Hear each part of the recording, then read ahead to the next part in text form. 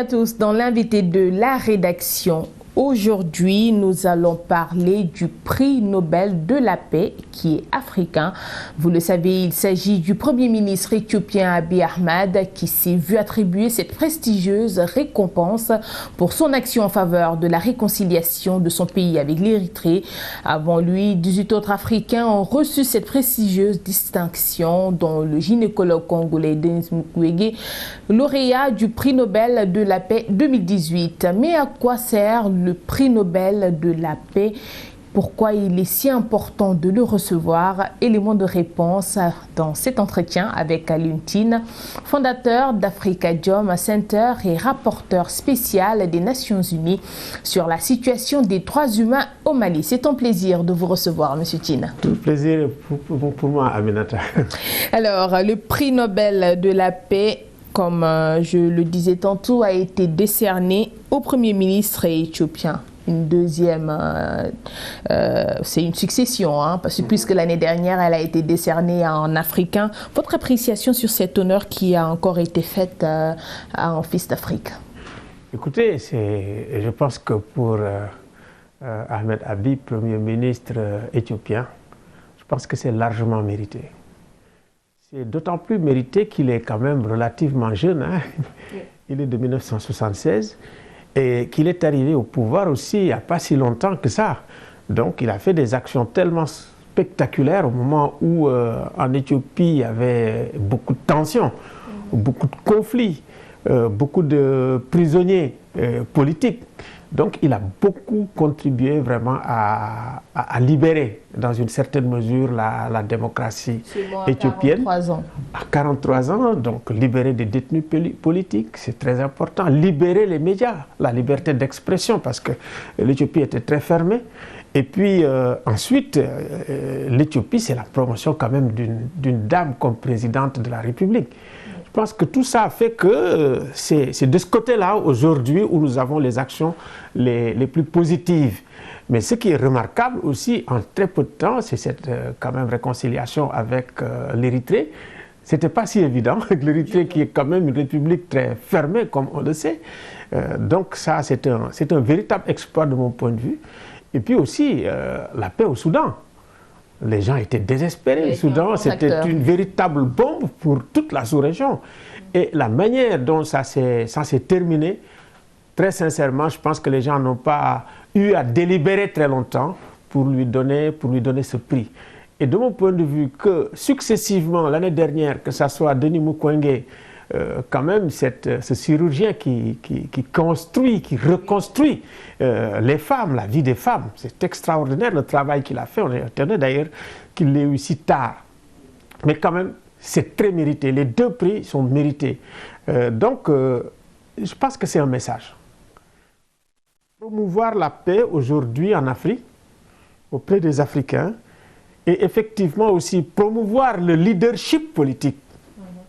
Faire revenir l'éthique dans le leadership politique et que ça soit quand même un jeune quand même leader politique et que ça soit en Éthiopie, quand même qui est la capitale de l'Afrique, il faut le dire, je pense que c'est un symbole très fort.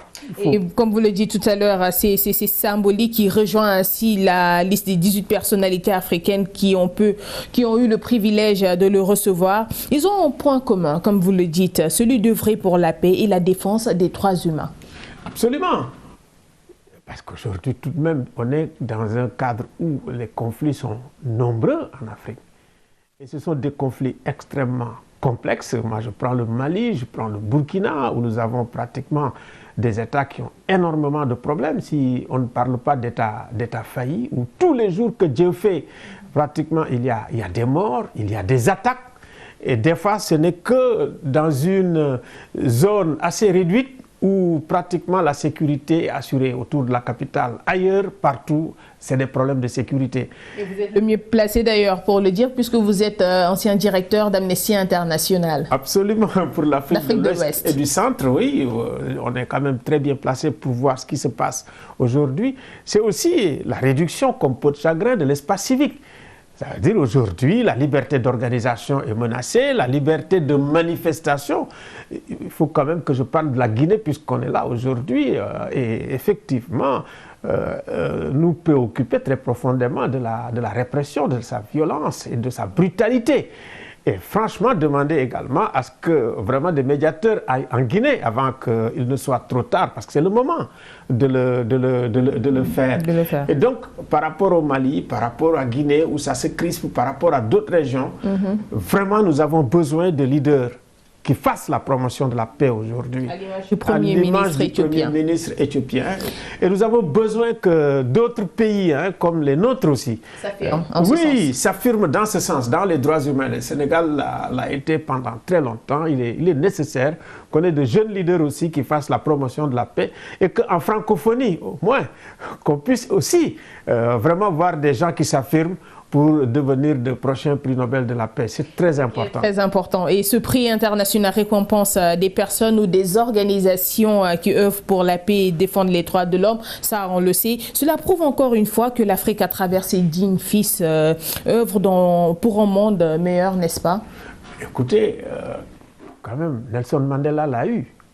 Quand on regarde vraiment les 5 ans de règne de Nelson Mandela, c'était vraiment 5 ans au cours desquels, quand on regarde le travail qui a été fait au sein de l'Union africaine, beaucoup de choses. La dernière en date, c'est la conférence qui s'est tenue à Durban contre le racisme, la conférence quand même où on a eu l'esclavage et la traite négrière comme crime contre l'humanité. Donc nous avons besoin vraiment de leadership politique fort, parce que c'est ça qui manque. Il faut bien le reconnaître aujourd'hui. Franchement, il faut rechercher dans la loupe pour voir émerger. Et le continent a faim de leaders politiques vraiment engagés dans la promotion de la paix, de l'état de droit, des droits humains, de la démocratie et également surtout de la gouvernance. Vous savez, c'est du côté de la gouvernance que Kagame est réclamé par la plupart des jeunes.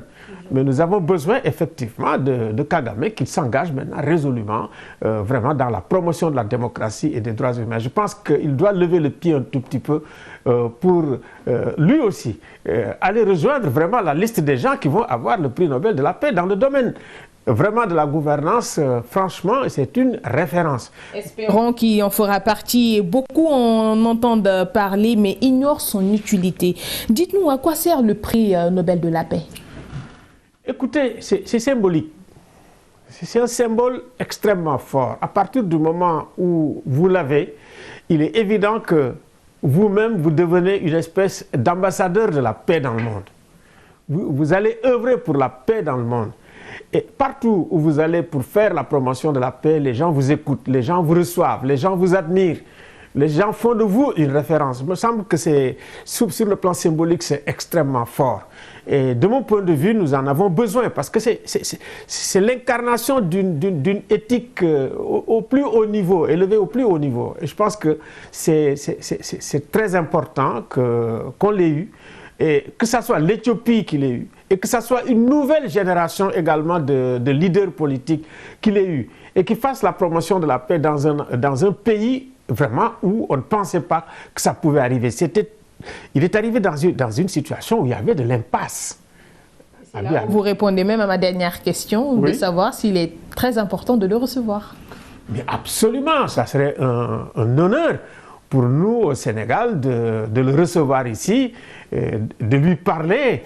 Et surtout, quand même, ce qui m'a étonné encore, il faut quand même le reconnaître, c'est un officier, c'est un militaire. Mais également, il est aussi spécialiste des renseignements, de la cybercriminalité et tout. Donc, c'est extrêmement important qu'avec tout ce savoir, et qu'il transforme ça en une éthique politique qui fasse aujourd'hui que vraiment c'est une référence dans le monde. C'est-à-dire que c'est très important. Nous avons besoin d'une Afrique qu'on aime, à travers des leaders qui portent au plus haut niveau l'éthique, les principes et puis toutes les vertus de la gouvernance politique, de la gouvernance démocratique et de la gouvernance sociale. C'est très important de mettre le tout là ensemble. Donc, de toute façon, cela prouve une fois de plus que l'Afrique œuvre chaque jour pour un monde meilleur et surtout pour la défense des droits humains, n'est-ce pas? C'est le dernier mot. Bien sûr, je pense qu'il faut toujours pousser les Africains à aller de l'avant et effectivement dire aux Africains qu'ils peuvent. Yes, we can. C'est très important. Comme on le dit. Oui. Alors, c'est la fin de cet entretien. En tout cas, merci d'avoir été là avec nous sur Médian TV Afrique. Tout le plaisir est pour nous. Merci bien, madame. Voilà, c'est la fin de cet entretien. Merci à vous de l'avoir suivi. Restez en compagnie de nos programmes sur Médian TV Afrique.